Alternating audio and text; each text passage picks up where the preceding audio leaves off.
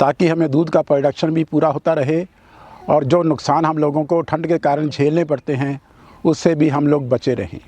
और जब ये ज़्यादा एनर्जी यूज़ हो जाती है तो उसमें जो दूध की प्रोडक्शन के लिए जो एनर्जी पशु को हम लोग देते हैं वो कम हो जाती है और जिसके कारण पशु के दूध की प्रोडक्शन हमेशा फाल होती रहती है। ठंड का मौसम शुरू हो चुका है और ठंड के दिनों में हमारे पशुओं को कई परेशानियां आती हैं। कैसी कैसी परेशानियां आती हैं और उनका हम लोगों के ऊपर क्या असर पड़ता है और इन परेशानियों को हम लोग कैसे संभाल के अपने पशुओं को रख पाते हैं ताकि हमें दूध का प्रोडक्शन भी पूरा होता रहे और जो नुकसान हम लोगों को ठंड के कारण झेलने पड़ते हैं उससे भी हम लोग बचे रहें। सबसे पहले बात ये होती है कि जब हम लोग पशु को ठंड में आती है, ठंड का मौसम आता है या एनवायरमेंटल टेम्परेचर बहुत कम हो जाता है तो ये अक्सर देखा गया कि जितना खाना हम पशुओं को खिलाते हैं दूध की पैदावार के लिए या उसकी प्रेगनेंसी को मेंटेन करने के लिए,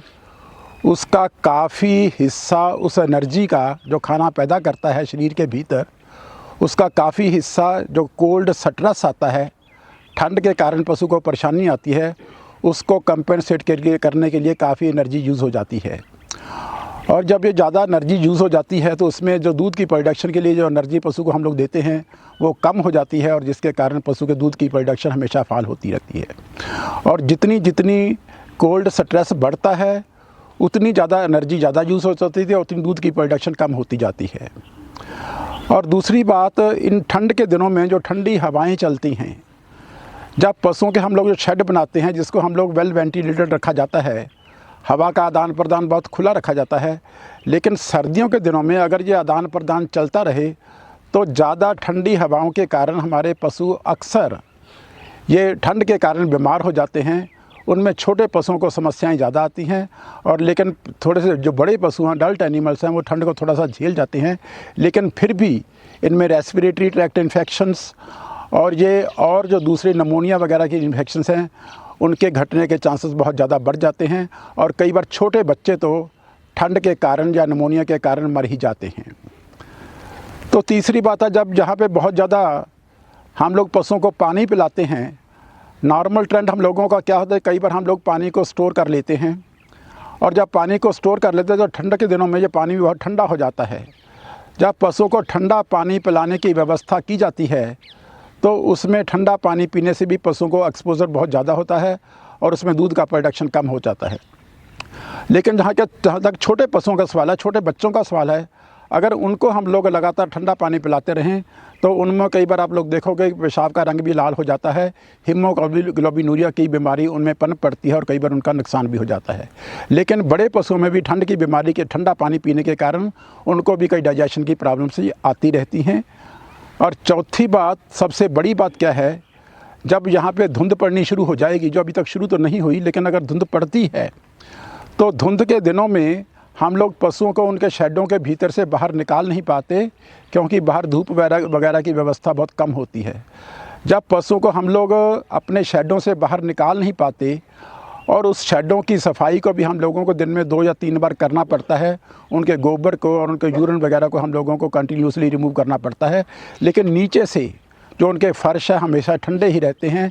क्योंकि हम लोग उनको सुखा पाते ही नहीं हैं। और उन पशुओं को भी उन ठंडी गंदगी के भीतर ही खड़ा रहने की व्यवस्था में मजबूर होकर वहाँ पे खड़ना पड़ता है और ऐसे में पशुओं की जो अंदरूनी ताकत है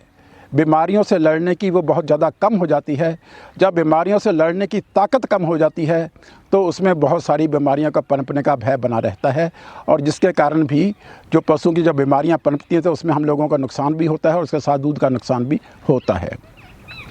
और पांचवी सबसे बड़ी व्यवस्था क्या है, ठंड के कारण जब कोल्ड टेम्परेचर आता है तो पशुओं के जो ह्यूमन मोटिलिटी है, जो पशुओं का सबसे पहला मैदा होता है जिसकी नॉर्मल मोटिलिटी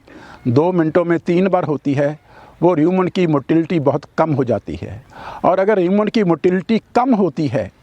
तो पशु का खाने पीने का चक्कर भी कम हो जाता है क्योंकि ह्यूमन मोटिलिटी के कारण ही पशु अपने सारे खाने को हजम कर पाता है और जब उसकी मोटिलिटी ही पूरी नहीं होती तो उसके खाने पीने की व्यवस्था भी कम हो जाती है, जिसके कारण अगर खाने पीने की व्यवस्था भी कम हो जाती है तो पशु कम खाना खाता है और उसके कारण दूध में और भी प्रोडक्शन फॉल करता है। तो ऐसी ये सभी प्रक्रियाएँ कोल्ड टेम्परेचर में पशुओं को और पशुओं के मालिक को झेलनी पड़ती हैं। लेकिन हम लोगों के पास इसका क्या अल्टरनेटिव है, क्या हम लोग इसका कैसे हम लोग इसको संभाल पाते हैं। तो सबसे पहले तो सभी किसान भाइयों को ये बोलना चाहता हूँ कि जब भी आप लोगों ने ठंड के दिनों में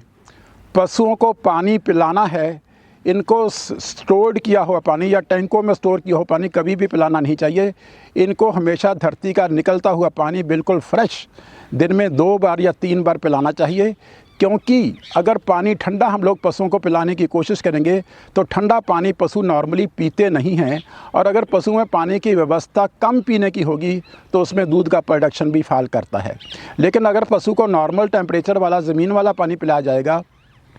तो उसमें पानी को पशु अच्छे से पी पाएंगे और उसमें दूध की व्यवस्था प्रॉपर से बरकरार रहने की उनकी जो इच्छा शक्ति है वो बनी रहेगी। इसलिए पशु को ठंड के दिनों में हमेशा ही जो ज़मीन का पानी है दिन में 2 या 3 बार बिल्कुल फ्रेश ही पिलाना चाहिए, उसमें कोल्ड स्टोर्ड वाटर बिल्कुल भी नहीं पिलाना चाहिए। दूसरी बात, जहाँ तक कोल्ड विंड्स का सवाल है, ठंडी हवाएं चलती हैं, तो ठंड के दिनों में आप लोगों को अपने शेड्स को दोनों तरफ से जो उसकी लंबी साइड्स हैं,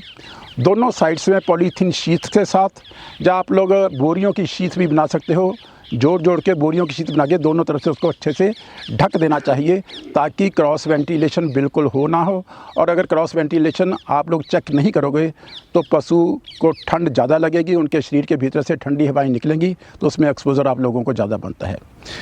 लेकिन तीसरी बात आती है कि जो र्यूमन की मोटिलिटी है, जो मैंने बोला कि ठंड के दिनों में पशुओं की काफ़ी कम हो जाती है। अगर ठंड की मोटिलिटी ठंड के दिनों में काफ़ी कम हो जाती है तो र्यूमन की मोटिलिटी को बरकरार रखने के लिए हम लोगों को ऐसी दवाइयों का नॉर्मल कंजप्शन पशु को देना चाहिए जिसमें उस र्यूमन की मोटिलिटी ज़्यादा बढ़ती हो। और आप लोगों के लिए सबसे अच्छा क्या है, आप लोग घरों में पशुओं को गुड़ वगैरह नॉर्मली एक दिन छोड़ के या डेली भी आप लोग दे सकते हो, तो इसमें कोई बुरी बात नहीं है। सर्दियों के दिनों में आप लोग पशुओं को गुड़ भी खिला सकते हो, लेकिन उसके साथ साथ कुछ देसी दवाएं जो जनरल स्टिमुलेंट का काम करती हैं, पशु के शरीर को ताकत प्रदान करती है, पशु के शरीर की मोटिलिटी को बढ़ाती हैं, या जनरल स्टिमुलेशन का काम करती हैं, जिसमें आप लोगों का ये नक्स वॉमी का पाउडर आ जाता है, जिसको आप लोग कुचले बोलते हो। ये कुचले बेसिकली जहर होती है, लेकिन अगर इसकी क्वांटिटी को कंट्रोल्ड क्वांटिटी में देने की कोशिश करोगे तो इसके बहुत अच्छे रिज़ल्ट मिलते हैं। ये कुचले आप लोगों को केवल और केवल अडल्ट एनिमल को ही देने चाहिए, और इसकी जो मैक्सिमम डोज है 10 ग्राम है एक अडल्ट एनिमल के लिए, और उसमें र्यूमन की मोटिलिटी प्रॉपर तौर से बरकरार रहती है। और चौथी बात है, जहाँ तक जब धुंध पड़ती है हम लोग पशुओं के शेडों को नॉर्मली सफाई नहीं कर पाते, लेकिन 2 से 3 बार उन शेडों की हम लोगों को नॉर्मल सफाई करनी चाहिए। और जितनी कोशिश हो सके उनके फर्शों को नीचे से कोई ना कोई सूखा बेडिंग मटेरियल डाल के उनको फर्शों को नीचे से सूखा रखना चाहिए, ताकि नीचे से उनको ठंड ना चढ़े और वो ठंड से बचे रहें। अगर आप लोग ऐसे चीज़ों का उपाय करोगे